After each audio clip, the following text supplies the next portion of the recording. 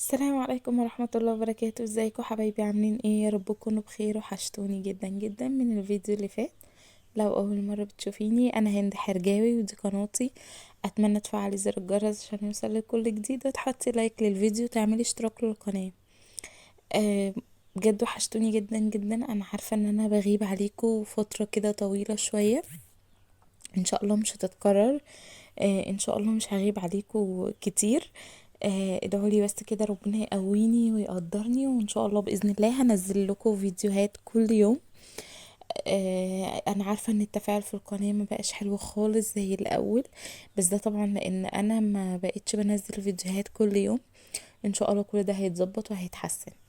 وحشتوني قوي قوي قوي قوي حبايبي، وحشتني كومنتاتكم الحلوه، وحشني كلامكم الجميل، وحشتني لايكاتكم.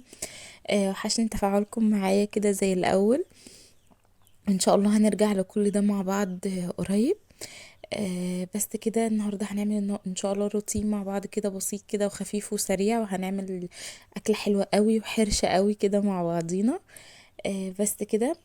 بس اتمنى لو انتوا لسه بتشوفوني لحد دلوقتي ولسه ما عملتوش اشتراك للقناه، بعد اذنكم فضلا وليس امرا تعملوا اشتراك للقناه وتفعلوا الجرس عشان يوصلكوا كل جديد. بس كده يا بنات، يلا بينا نبدأ بقى نشوف يومنا هيبقى فيه ايه. انا اول حاجة بس عملتها كده، بحب اول حاجة اعملها لو عندي غسيل انشر والشمس طالعة، عشان يعني ان شاء الله كده لو نشف على قبل المغرب ولا حاجة اشيله، لو ما نشفش بسيبه لتاني يوم الصبح برضو. ما بنشرش بالليل وما بلمش غسيل بالليل. بس كده.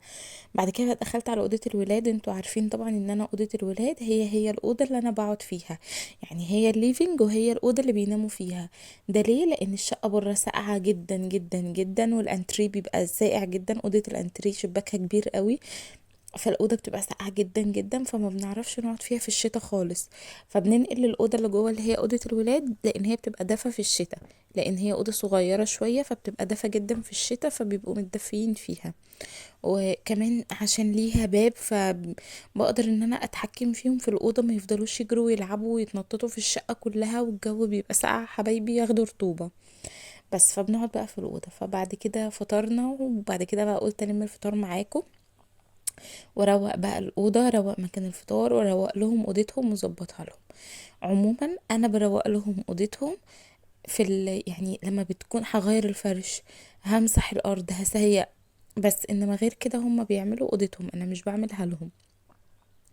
وعهد ومحمد هم بيلموا اللعب بتاعتهم، هم بيلموا مكان ما كانوا مثلا بيذاكروا، مكان ما كانوا بيرسموا، مكان ما كانوا بيلونوا. الحاجات بتاعتهم اللي تخصهم هم اللي بيلموها. بصوا يا بنات، لازم نعلم ولادنا شيل المسؤولية حتى لو كانوا صغيرين، لازم نديهم كده مهام ومسؤوليات على قدهم. بصوا انا غيرت لهم بس فرش السراير كده، فرشت لهم السراير بتاعتهم، وهغير لهم وهمسح لهم الارض وهظبطها لهم. هو ده بس اللي انا بعمله في اوضتهم. الحاجات الكبيره عليهم زي فرش السراير اغيره انا، مسح الارض انا امسحها، بس كده. انما الحاجات التانية اللي هي اللعب زي ما قلت لكم هم اللي يلموها.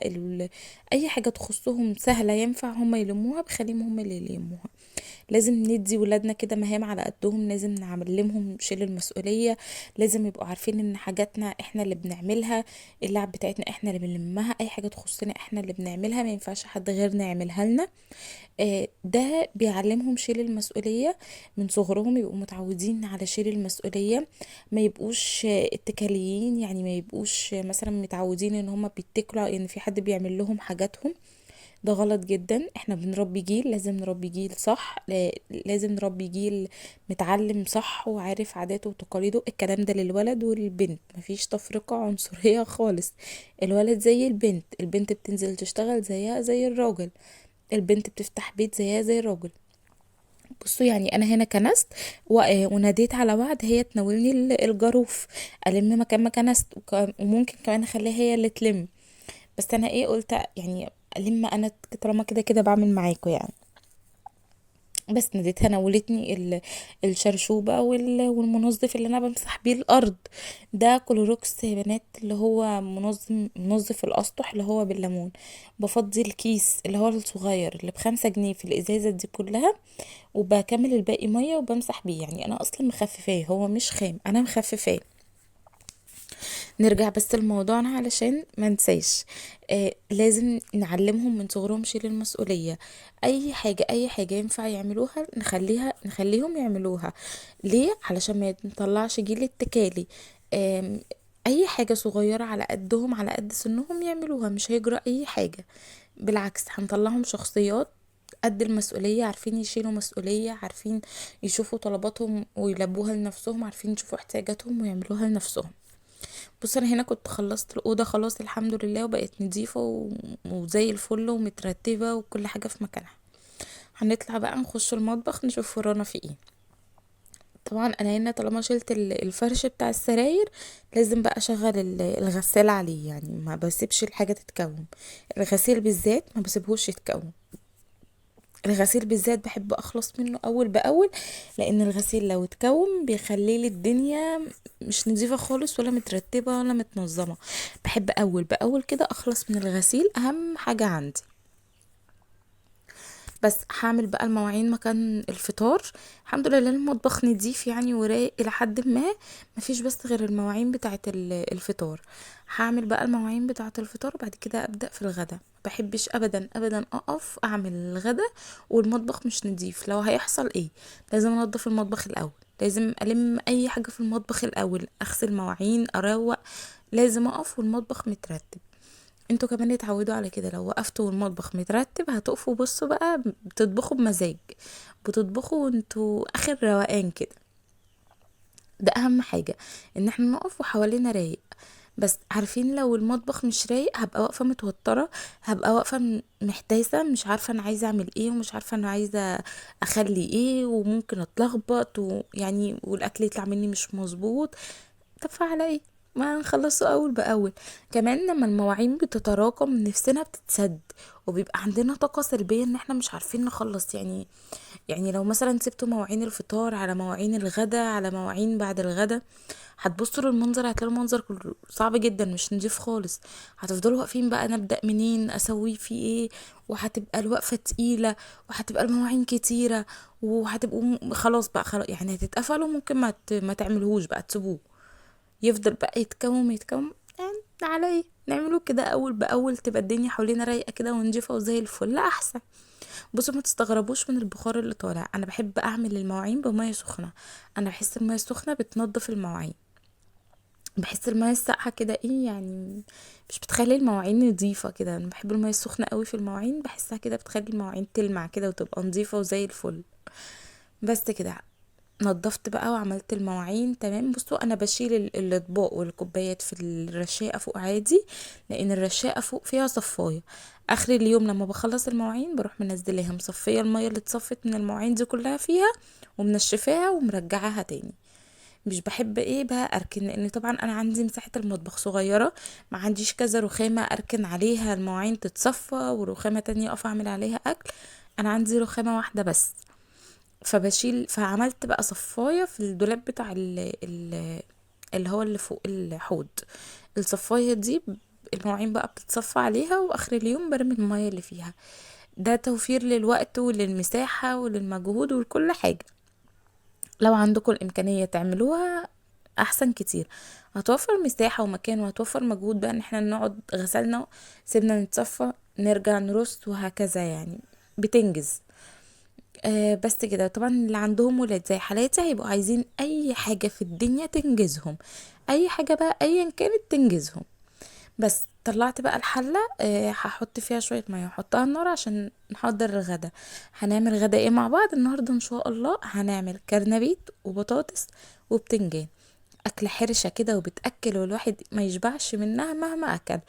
انا اكلتي المفضلة بصراحة الكرنبيت. انا بعشق حاجة اسمها كرنبيت وبطاطس وبتنجان. انا عموما بحب الاكلات الشعبيه الحرشه دي، ما بشبعش منها مهما اكلت، ما اشبعش منها، احب افضل اكل فيها كده. بس انا كنت جايبه الكرنبيت دي امبارح. انا امبارح رحت السوق وجبت سمك وجبت شويه حاجات، وجبت الكرنبيت ده شفته كده في السوق كان شكله روعه وكان ابيض كده. البياض بتاعه كده ناصع كده حلو قوي وطازه كده. فبصراحه كان شكله مغري قوي. فجبتها بقى وجبت معاها البقدونس بتاعها، وقلت هعملها النهارده باذن الرحمن. بس وفعلا اهو طلعتها وقلت هعملها. بصوا بقى انا باكله ني، ما تستغربوش. ولو في حد زيي كده بياكله ني اكتبوا لي في الكومنتات برضو. ولو لسه بتتفرجي عليا لحد دلوقتي ما عملتيش اشتراك في القناه، بعد اذنك بعد اذنك اشتركي في القناه وحطي لايك للفيديو وفعلي الجرس وشجعوني كده واكتبوا لي كومنتات حلوه واكتبوا لي كلام حلو زيكم. شجعوني كده يا بنات ان انا اصور لكم بقى فيديوهات. بصوا بصراحه انا كنت محتاره ان انا اصور فيديو، طب اعمل ايه، طب اسوي ايه، انا بقالي فتره كبيره ما صورتش يعني. فقلت بس احنا هنقضي يوم النهارده ان شاء الله كامل مع بعضينا، زي ما يكون بقى، زي التصوير زي ما يكون بقى، يعني احنا هنقضي اليوم مع بعض. هتشوفوا بقى انا بعمل ايه وبسوي ايه كل اليوم، احنا هنقضيه مع بعض ان شاء الله باذن الله. وان شاء الله لو نوعيه الفيديوهات دي عجبتكم اكتبوا لي في الكومنتات اعمل لكم زيها يعني. بس كده بقطع بقى الكرنبيت اهو زي ما انتم شايفين كده، زهر صغير، ما تقطعوش الزهر الكبير، يعني قطعوه صغير ليه؟ علشان لما تيجوا تسووا يستوي حلو وكمان يبقى شكله حلو.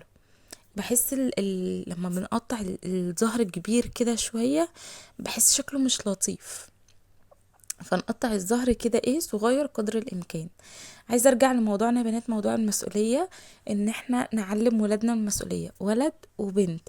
الرسول عليه افضل الصلاه والسلام كان بيساعد زوجاته واهل بيته في امور البيت، في البيت، في الترويق، في الحاجات دي. فعادي جدا ان الولد كمان يساعد البنت وان هو يساعد ماما.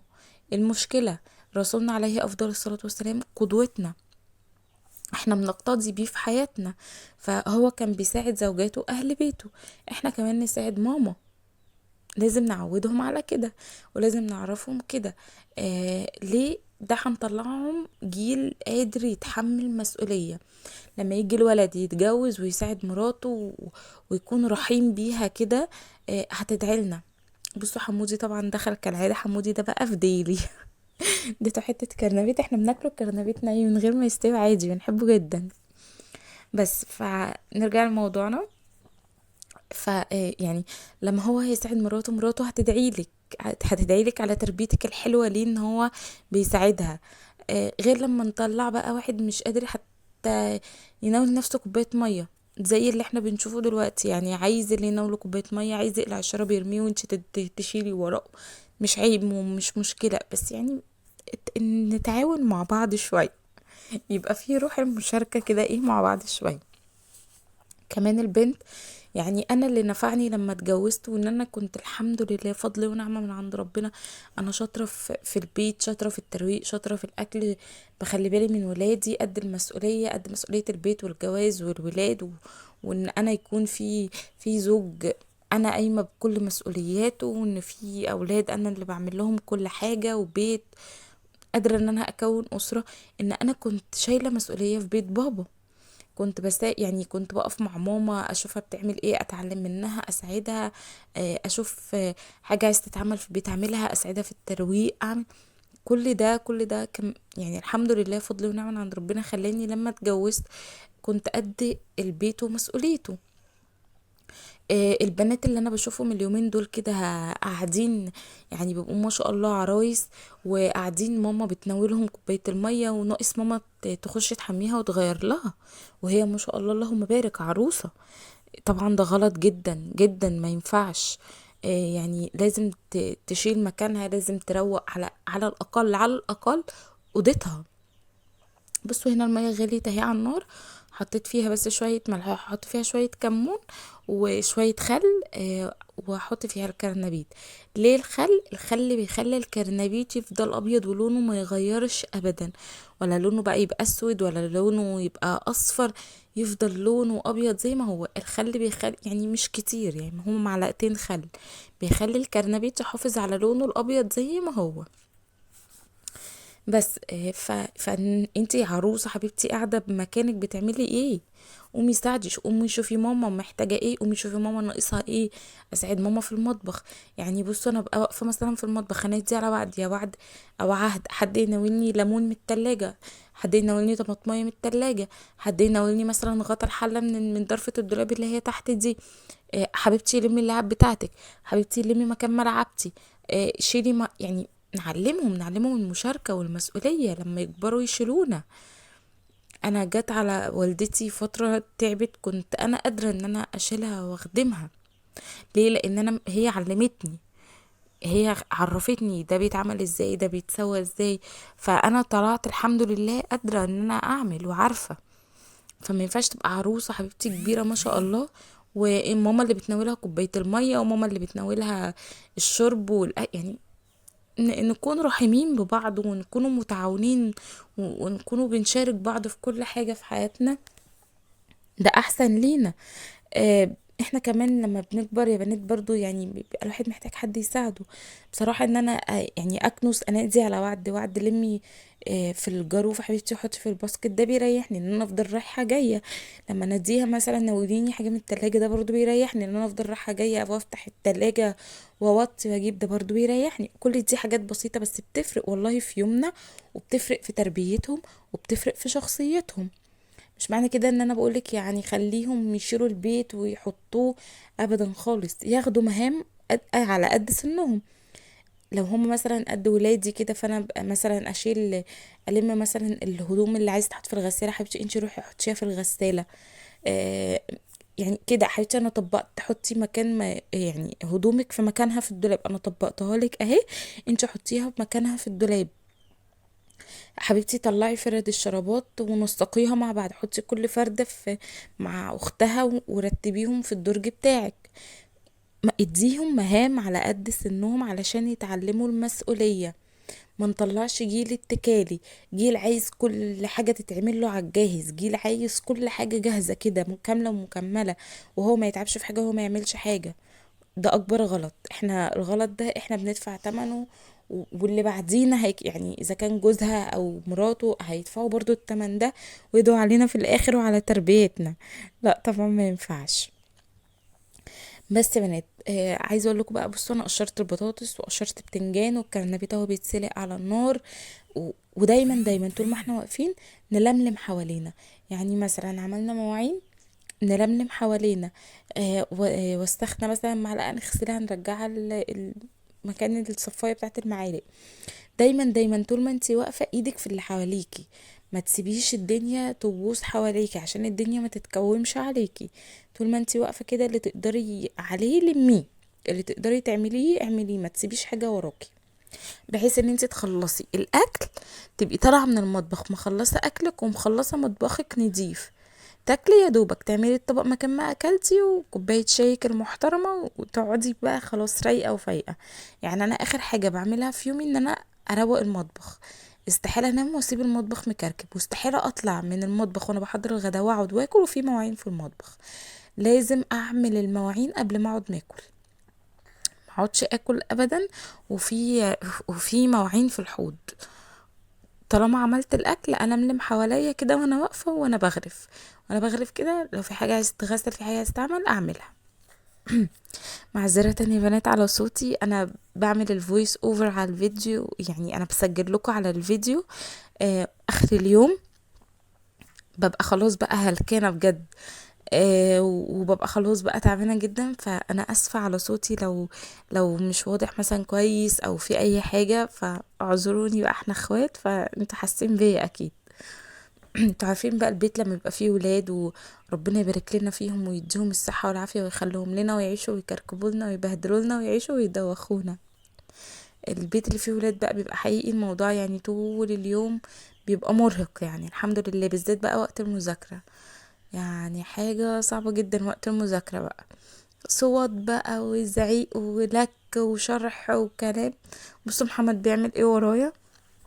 يعني عايزه اقول لكم محمد من ضمن الحاجات اللي بتخليني مش عارفه اعمل فيديوهات باستمرار، ان بجد محمد بيخلي عينيا وسط راسي.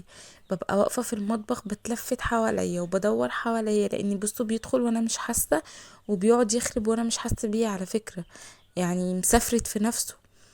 وطول ما انا واقفه بقى هو في رجليا كده زي ما انتم شايفين، يفضل لازق فيا ويفضل يلعب في كل حاجه حواليا، يفضل يخرب في كل حاجة حواليا. فببقى عايزة اخلص بسرعة اللي ورايا عشان اطلع من المطبخ، لاني ببقى خايفة عليه. بصوا انا الكيسة اللي جنبي دي انا بلم فيها دايما كده كل تنظيف الاكل حواليا وكل الزبالة، واروح مطلعاها برا. بس انا بصراحة نديت على وعد تطلعها، بخليها تساعدني. يعني انا لميت هي تطلع الحاجة. بس يا بنات بصوا بقى الكرنبيت اهو اتسلق. انا بشيله كده واحده واحده بالراحه عشان ما يتهريش. وهحط بقى في الميه بقيه الكرنبيت، يعني مش بغير الميه مثلا تاني او حاجه، لا بحط في بقيه الكرنبيت فيها نفس الميه عادي يعني. بس كده. كنت بقول لكم ان محمد كان مخليني مش بعرف اصور لان طبعا بيدوخني. واقف في رجليا، ببقى عايزه اخلص الحاجه بسرعه. ببقى عايزه انجز. بس ان شاء الله باذن الله يعني هحاول ان شاء الله اظبط الدنيا وان شاء الله باذن الله احاول على قد ما اقدر ان انا هصور ان شاء الله باذن الله كل يوم فيديو يعني ان شاء الله. ربنا بس يقدرني ويعيني يعني. بس بقى يا بنات بصوا بقى انا هعمل الكرنبيت. عند ده بقدونس، في ناس بتحط خضرة كاملة، انا ما بحطش خضرة كاملة، انا بحط بقدونس بس.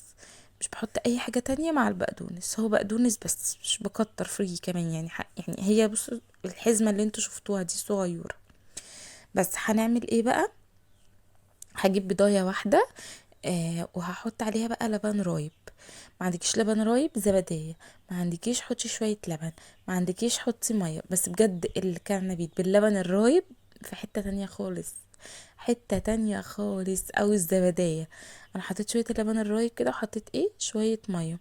هحط ايه بقى؟ شوية كمون، شوية ملح، شوية فلفل اسود، رشة كزبرة بسيطة، وعلى حرف المعلقة نقطتين كركم عشان اللون بس، يعني نقطة يعني على طرف المعلقة كده، حاجة بسيطة خالص خالص كركم. علشان اللون ما بيديش طعم ولا حاجة، هو بس عشان خاطر اللون. بس كده. وهقلبهم بقى كويس. انا بقلب باللي هو الايد بتاعت المضرب الكهرباء لان انا ما عنديش ويسك. بس هحط بقى بعد كده ايه الدقيق يعني مش معيار معين، مش حاجة معينة، يعني زي ما تلاقوا انتوا القوام ظبط معاكوا خلاص. انا هنا هتلاقوا القوام تقيل شوية، هبدأ اخففه ايه بشوية مية يعني، مش كتير كمان، شوية مية كده واحدة واحدة لحد ما نظبط ايه القوام بتاعه. واحده واحده كده، وايدك ايه ان شاء الله باذن الله تظبط الحاجه. بصوا انا ما بحطش بقى ايه معيار كذا ومعيار كذا، بعناية بالبركة كده بزي ما انا شايفة القوام مظبوط والملح مظبوط والطعم مظبوط تمام، مش معيار حاجة معينة يعني.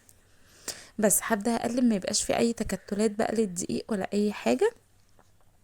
بعد كده هحط البقدونس وهقلبه، بعد كده هحط بقى عليه الكرنبيت. في ناس يعني انا عن نفسي بكتفي بكده، في ناس لا بتحط الكرنبيت في الخلطة دي وبعد كده تطلعه تحطه بقى في دقيق ناشف يعني دربكة يعني بصراحة طعمه كده بالنسبة لي انا احسن، يعني بالنسبة لذوقي انا والاكلي انا هو كده بالنسبة لي احسن. يعني هقلبه بقى في الخلطة بتاعته كده. وهقليه خلاص كده. انا هنا بحط بس شوية زيت كده في الطاسة. هقلي. هنحمر بقى البطاطس الاول، اهم حاجة البطاطس. وبعد كده بقى ايه البتنجان يعني بالترتيب. بصوا بقى انا خلصت على ما الزيت يسخن. انا هغسل المواعين اللي ورايا، يعني مش هقف اتفرج على الزيت واستناه على ما ربنا يكرمه ان شاء الله باذن الله ويسخن، لا. اخلص حواليا، ما سيبش حاجه يعني حواليا مكان ما انا عملت. اخلص بسرعه في السريع، مش هياخدوا مني وقت ولا مجهود لو عملتهم اول باول. لو ركنتهم وفضلت اركن هياخدوا وقت. بس بقى اول باول كده نخلص المواعين اللي ورانا، مش هيبقى فيه بقى ايه كم مواعين ولا دربكة ولا نعكشة ولا اي حاجة. اول باول اللي عملته يعني ايه السكينة اللي قطعت بيها، المضرب اللي انا عملت بيه الخلطة كده، يعني حواليا كده اول باول انضفه. هخلص الاكل وهطلع من المطبخ نضيف، يعني مش لسه بقى ارجع بعد ما اكل بقى يعني انا عن نفسي انا لما باكل جسمي كده خلاص بقى بيريح وببقى عايزة اقعد بقى ما اعملش حاجة. فكده اقعد براحتي يعني ما ورايش حاجة، يا دوبك هو الطبق اللي هبقى اتغديت فيه ولا الطبقين تلاتة في السريع هعملهم وانا بصب كده كوباية الشاي بتاعت بعد الاكل دي وخلاص. مفيش اي دربكة ولا اي كعبلة. الحلة اللي سلقت فيها الكرنبيت برضو بغسلها واشيلها، ملهاش لازمة انها تفضل في الحوض، هتتكوم على الفاضي عليا. طب وليه؟ ما انا اعمل اللي عليا اول باول احسن واريح لي. بس كده هخلص بقى انا كل المواعين دي وتعالوا بقى ايه نشوف ورانا ايه بقى تاني. هنقلي بقى البطاطس ونبدأ نقلي بقى في الاكل ونجهز في الاكل. يا رب كده اكون خفيفة على قلبكم يا بنات، وما اكونش متقلة عليكم، وما اكونش مزهقاكم، ما تكونوش كده زهقتوا ومليتوا مني. لو لسه بتتفرجوا بقى عليا لحد دلوقتي، شكرا شكرا شكرا جدا جدا. ربنا يخليكم ليا يا رب. ما تنسوش بقى لو لسه بتتفرجوا وما اشتركتوش تعملوا اشتراك للقناة. بس حطيت البطاطس بقى، وهسيب البطاطس تتحمر، وبعد كده اطلعها. احط بقى البتنجان. عايزه اقول لكم بقى ان بصوا محمد برضو تحت رجليا، ونقطه ميه من الطبق نزلت كده في الزيت، فرقعت في ايديا يعني حرقتني. الحمد لله، قدر الله ما شاء فعل. خلي بالكم بقى يا بنات، ولو عندكم اطفال كده في سن ولادي يعني عينيكوا عليهم، مش قادره اقول لكم الموضوع صعب قد ايه. وقفتنا في المطبخ وهم واقفين حوالينا توتر مش طبيعي.